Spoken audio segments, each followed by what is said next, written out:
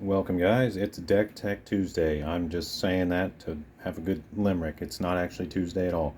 But today I'm going to be working on a friend's deck. He asked this sort of as a favor, so I'm sort of doing this for him as partial birthday present, or we'll see. But anyway, I thought it'd make an interesting video.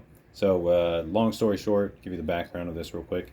Obviously, I've been playing Magic forever and generally know how to win games and stuff like that. So, when I encounter new players who have a lot of questions, often they realize that and then start asking me for advice, which is a cool feeling. I'm not saying I'm the best player in the world or anything like that, but I generally have a good understanding of the game and the flow, better than someone brand new. So anyway, he asked me to analyze one of his first commander decks, Vela the Night-Clad, and just like see what I would do to it. So I've got a little breakdown, some things I'm going to say. Go easy on my friend here, Torian. Shout out to Torian. Thank you for the content suggestion and all that. That's always nice to have options, and so I do appreciate you, and hopefully we can get you some good info and some neat stuff. Alright, that being said, I am kind of winging this. I don't exactly have a script, I just have some cards laid out, so we'll see how that goes. But what I was saying is just be easy on Torian's deck choices and all that. Like I said, he's kind of a new player, and this is one of his first decks. So there might be some stuff in here that I'm going to criticize and say, I don't understand this, etc., etc.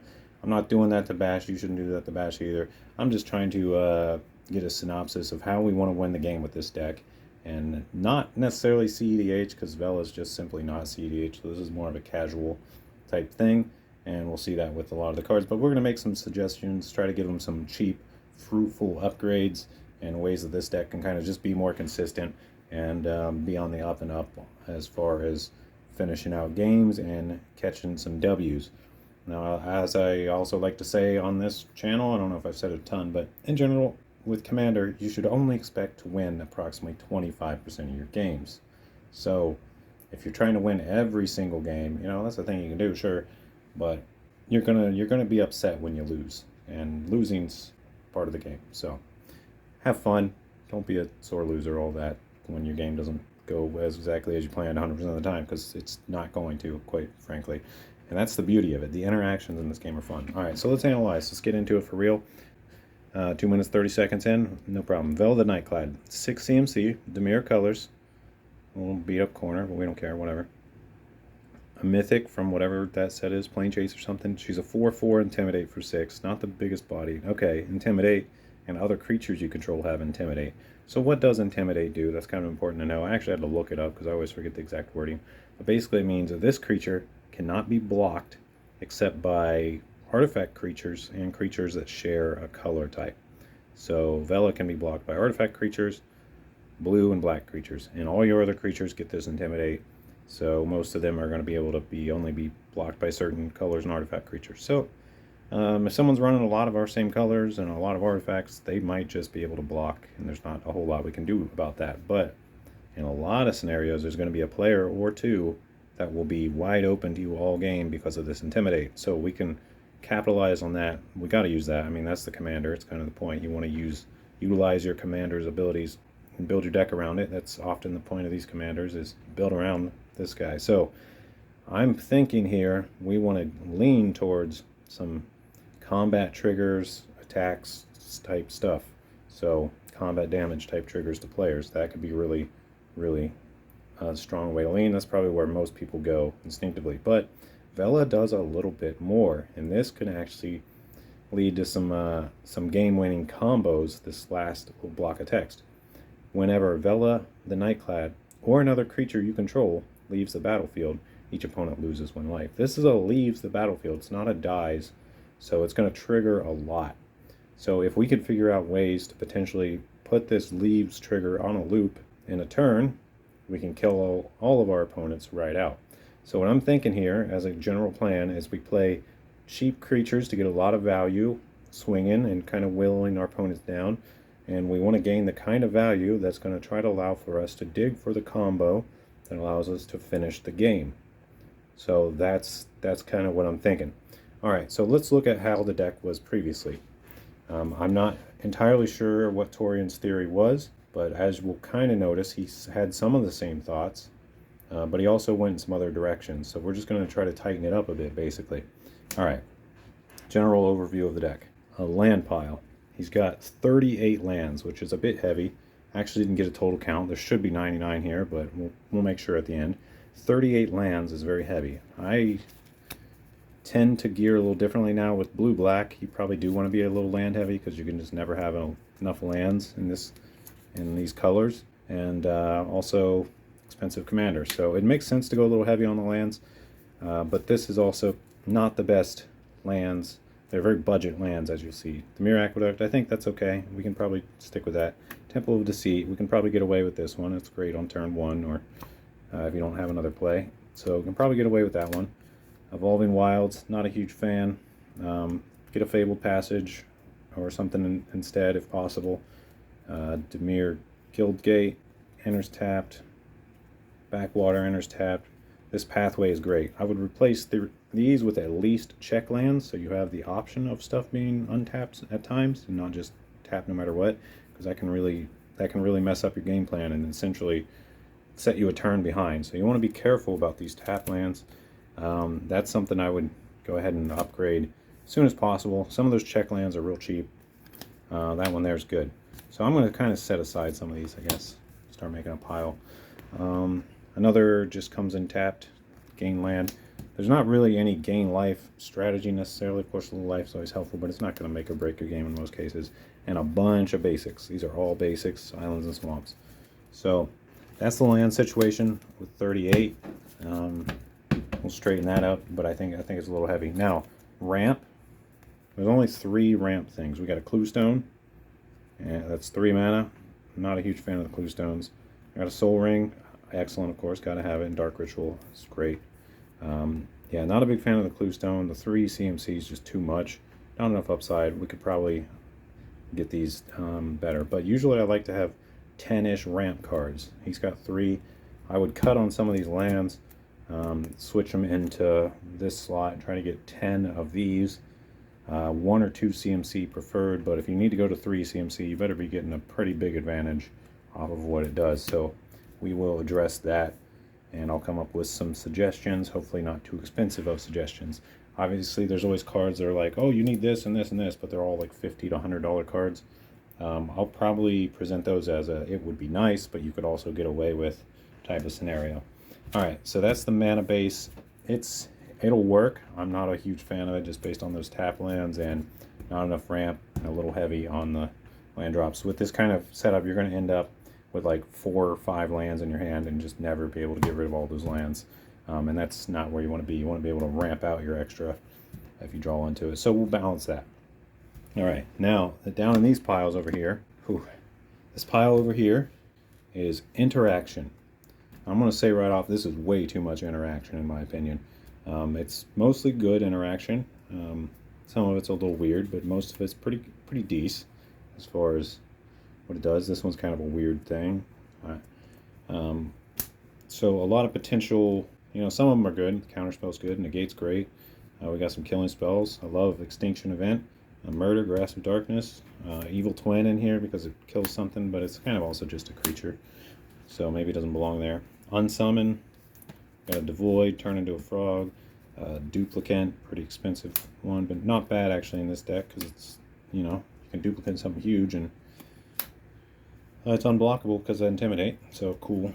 And a couple things like Jest, just turning people's stuff into little frogs, Spell Swindle, Night Terrors, make someone discard or exile.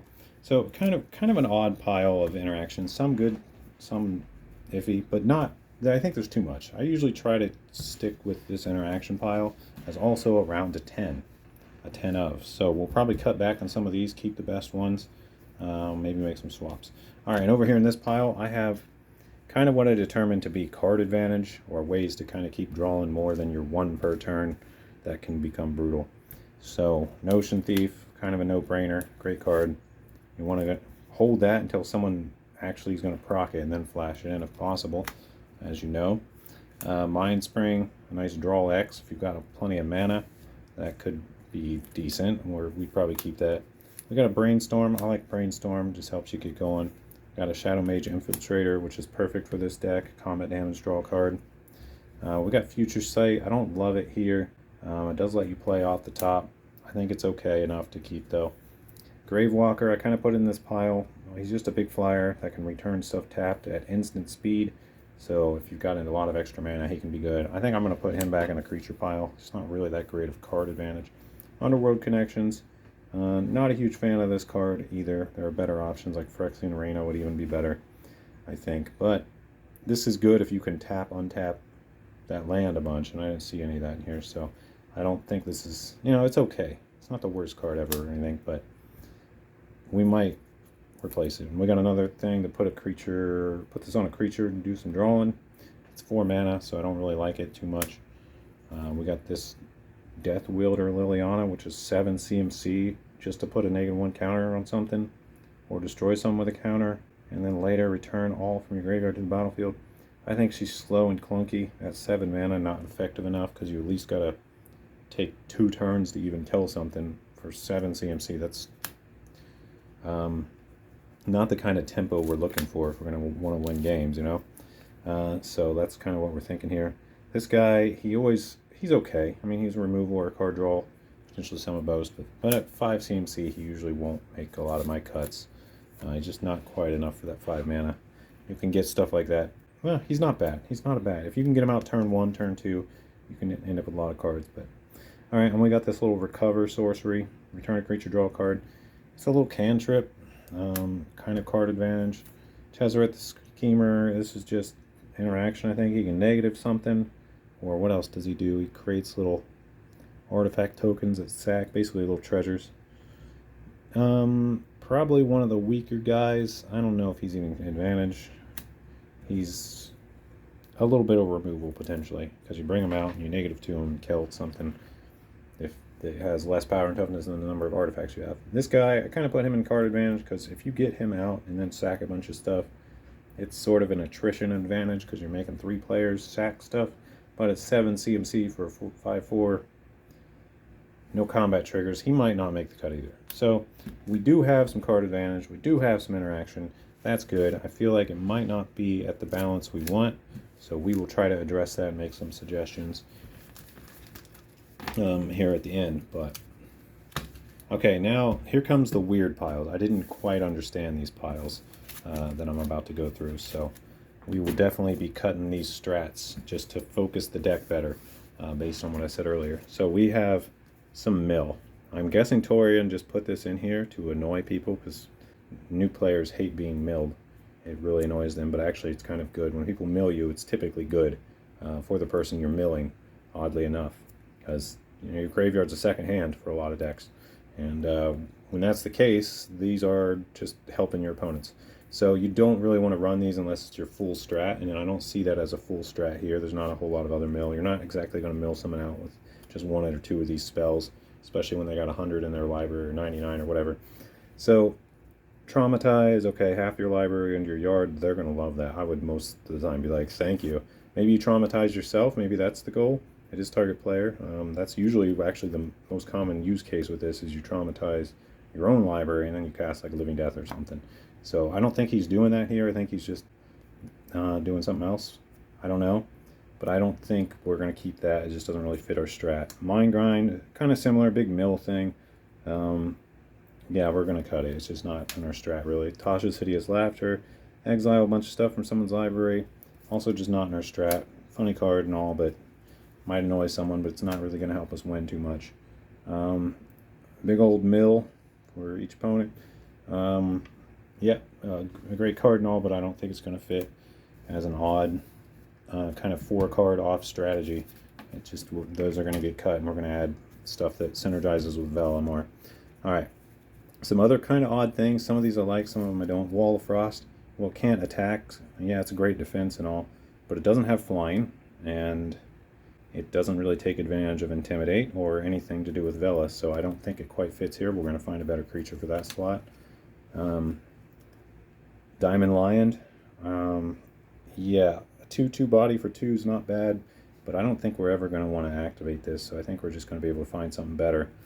It doesn't really fit in this deck per se. Day of the Dragons, interesting card, makes them all red. So with Vela, it can only be blocked by artifact in red. But I don't know if this is a thing we want to go into here. I'm not quite seeing it. This is often really good when you have a big board state along with a bunch of like goofy creatures like squirrels or something that turn into dragons. That can often be pretty strong. And then just swing out if they have haste, but there's no haste here, so I'm not sure that this is going to perform quite like we hope. Although it does have potential to turn a game around, it also can be a bit of a weakness if it gets blown up right away, or you don't really have the board state for it to work that great anyway. So I think this is just too situational. It's not that it's bad, I just don't think it's going to be consistent enough. But I'm willing to give it a try, actually. We just need to make sure we don't have too many top-end cards. Okay, that is 7 CMC. And Vorpal Sword, I actually really like this. I think I'm going to leave it in. It's hard to find a place for this kind of card, but this combat damage to a player can definitely happen much easier with Vela. You just got to have that 8 mana open and ready when you swing to potentially make that person lose the game. That's a lot of mana, so we do absolutely need to address this ramp situation if we want to be playing big cards like this, because we're suiting up to play these on like turn 11. Right? The game's over on turn 11. Most Commander games, in my experience, only last till round 7 or 8 at the casual level, or semi-casual, maybe a little more optimized. You rarely get to turn 11 or whatever. So cards like these that are super expensive are not going to work unless you really got a good ramp base. This guy doesn't count because you can really only use this to activate stuff already in play, which could be great for like Gravewalker and stuff, but it's kind of just too one-off to really be useful and not focus strategy. So we'll consider keeping those, but we got some ideas what to cut. Last pile I haven't shown yet. This is just the creatures. We'll go through these and see what we got. But basically, I'm looking for combat triggers, ETB stuff, value. Gravewalker's okay. He can probably make the cut. He's not like super awesome or anything, but he's not bad, and he kind of works at his advantage. I like Evil Twin. Copies any creature, you can get other people's commanders and stuff, and then you can kill the commander every time they play it. This can be a very annoying kind of lockdown card, especially in a 1v1 situation. So I do like Evil Twin. But yeah, I don't know if it should be in here necessarily. We got Dark Imposter.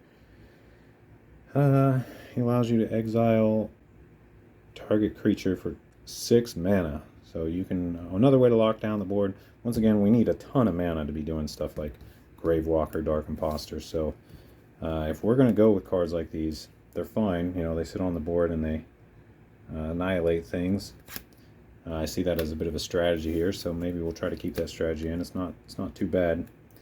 People are going to want to board wipe you though once you get set up, so watch out for that. Yeah, this is the Switch Attackers Portal Mage. Pretty good version of like a fog type effect that can screw over someone else. So that's not bad. Royal Assassin, another kind of don't mess with me card. You attack me, I kill your tap guy kind of thing. Not bad. I would like to see a bigger body for working with Vela and killing and attacking. So I don't know, he might not make the cut, but we'll see. What the heck is this? Togar, Famine Incarnate, I don't know, an 8 CMC, sack creatures to make it cheaper, have someone's life when it comes into play. Okay, cool. So I think what we're thinking here maybe is, well, Vela has this trigger to make people lose life, so if you want to play this and drain the table and then have the highest player or something, could be cool, but at 8 mana it feels a bit lackluster. Or sacking your board, you're going to be sacking awesome creatures like these. Not good, right? You want it like you want some low CMC stuff, or maybe even a commander that's going to pump out things you actually want to sack. So he kind of requires a bit of a side strategy, but he's interesting. He's not bad. Mortivore, okay, so this is I think where the mill came in. There's a lot of power and toughness equal to the number of creature cards in all graveyards. It can make for some big creatures, especially with mill. But my concern was things like, well, Tasha's exile, so it's not even going to help. So that doesn't, and there was just kind of some oddities like that, right? So I think overall, this guy's fine, I think. He's a 4 mana regenerator, just save mana to regenerate all the time. And he could become a real problem for the table. I like him, actually, especially if he's hard to block with this Intimidate. So he could be pretty good. Nimbus of Breath, I tap or untap target creature. Alright, I guess, not the greatest, but we got to think about what are we tapping or untapping. We locking down one player's stuff? Are we tapping stuff for Royal Assassin, maybe. What else? Are we untapping something like, I don't know. Wait, that doesn't even tap. Untapping something else that taps to activate it again? I don't know. So, kind of combos with Royal Assassin, but at 3 CMC, not always the player you're going to want. I don't know if that's going to make the cut. Sangromancer, I think is good. I mean, yeah, there's not a huge Sangromancer synergy here, but there is a little bit of discard. There is a little bit of destruction, so you could be gaining a lot of life off this. Yeah, nice. It's not exactly a stacks piece, but just a gain life piece, which can't hurt, but it doesn't really synergize super great with the rest of the deck. Soul of Innistrad, 6 mana, 6/6 Death Touch. Return up to 3 target creatures from your graveyard to your hand, okay, or exile this guy from your yard, return more creatures. So just kind of another self-graveyard strategy. Maybe you are supposed to mill yourself with this deck. Maybe you do traumatize yourself for stuff like this. I don't know, it feels a bit unfocused. Because, well, the main thing with all this Reanimator mill stuff, it doesn't really synergize with Vela at all. So I just feel like that's all the mill stuff's made for a different deck, is what I'm thinking here. So, yeah, there it is. Icefall Reagent. I've never read this card in my life. 4/3. ETBs tap something on an opponent's, doesn't tap. It's got Ward 2. Okay. Before Ward 2 was a thing. Not bad. Tap down someone's stuff, and then Royal Assassin. There seems to be a lot of Royal Assassin synergies, but you got to think about this with these decks. Unless you have tutors and a bunch of cards to go find Royal Assassin, most of your games you're not going to draw this Royal Assassin. So all these kind of tap down shenanigans that are supposed to go with him are often just going to be not useful. So we definitely need to focus the deck into a different, slightly different, maybe just more focused direction. You know, Wonder, something you do want in your graveyard to give all your guys flying and intimidate. That's going to be nearly unblockable. So that could have some potential good stuff. I'd like to see some more consistent ways of getting Wonder into the graveyard, because we have stuff like, there was a Diamond Lion, you could discard it, but you got to discard the rest of your hand too, so that could stink, especially when you got all these really high CMC stuff that are definitely going to be floating in your hand that you want to save. It doesn't feel optimal to me. All right, we'll keep going. Visor of Many Faces, copy of something, embalmed, makes it a zombie. Okay, just a little copy guy. Any creature on the battlefield. Yeah, that's not bad. Necropolis Region. Oh, I love this. I love this with the Intimidate. You swing your board, you connect, you get a ton of counters, and you leave your opponent with very little option except a board wipe or the rest die. So, Game Ender definitely belongs in this deck. Nice choice. Nice choice. Nimbus of Frost, another thing that taps down something. Seeing a lot of these tap down shenanigans, which could be good for getting through, tapping down their one blocker. I don't know. I feel like we're going to go a different direction though. I think we're going to get rid of the tappers. You'll see. You'll see. I think we can just make it a little more consistent with a few good creature choices. All right, we got Dream Stealer, Menace, deals combat damage to a player, discard that many cards with Eternalize. I like this. It's going to hurt your opponents a lot. Kind of high CMC for making an opponent discard one card. I don't know. I don't think it's good enough, honestly. I think we'll be able to find a better creature, but it's not the worst. It at least does what we're thinking of getting through with the combat damage, so that's good. But the thing about cards like this is whoever you hit with this is going to discard a card, and the other players will be like, you know, they get to choose what they discard, first of all, so that makes it a lot weaker. Because they're just going to discard an extra land or something they couldn't use or something they want in their yard anyway. I don't know. I think this is a cut overall. But at least it is focused semi in our direction, so we'll think about it, I guess. Necrogoyf.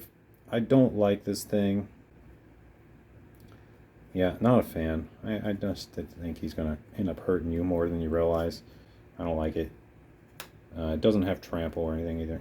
Alright. I mean, I'm not saying it's the worst, but the other one's better, right? This one, I feel like this guy is just a straight up better version of Necrogoyf. Necrogoyf's going to make everyone discard a card at their upkeep, but I don't know. They're just going to be annoyed by you and probably want to kill you or something. And they're not really going to care that much about the Goyf.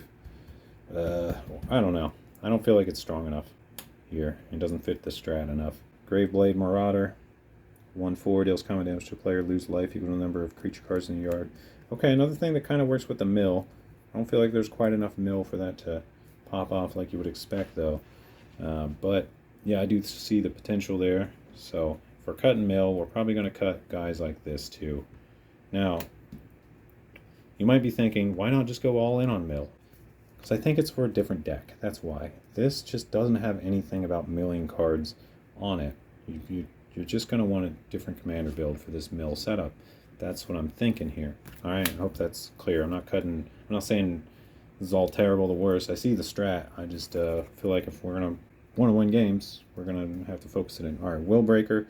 I'm not sure I quite understand the full point of this either. It does go with some of this interaction that we saw earlier that doesn't necessarily kill stuff, but just turns it into a frog or whatever for a few turns. Will Breaker could be good with that because you can gain control of it and then it turns back to normal and you got the thing. But that's kind of just a kind of a random scattered combo.